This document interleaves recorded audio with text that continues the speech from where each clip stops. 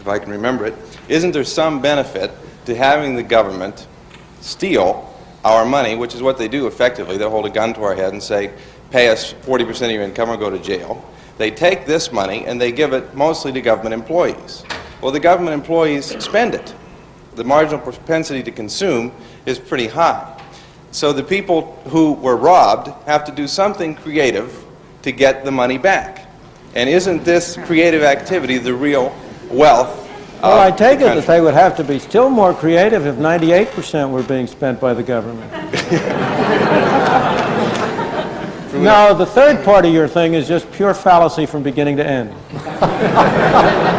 Because if those people who are now government employees were employed in creative activity and productive activity, they would also be spending their money.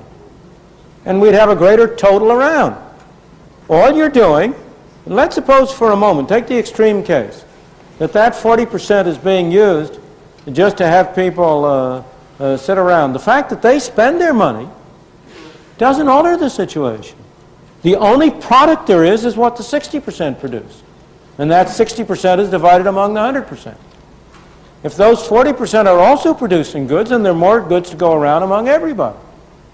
You are just involved in a fallacy of looking at dollars, which is important sometimes, instead of looking at the real product, the goods and services that people produce and people consume. Spending isn't good. What's good is producing. What we want to have is more goods and services. And as I say, the obvious indication that that's clear is that if your logic were right, it would apply it for 50%, 60%, 70, 90, 98, 100%. And obviously you would see that that would be a bunch of nonsense at that stage. It is desirable to have some money spent by government for those things, those services that we believe we can get more usefully and more effectively through government. If people are getting their money's worth, fine. That's why it's very desirable to have governmental expenditures take place at as local a level as possible. Because you, as a citizen of a small community, can judge whether you're getting your money's worth. You can decide that you want to spend it. But when it comes to the federal government, you tend to think that you're spending somebody else's money.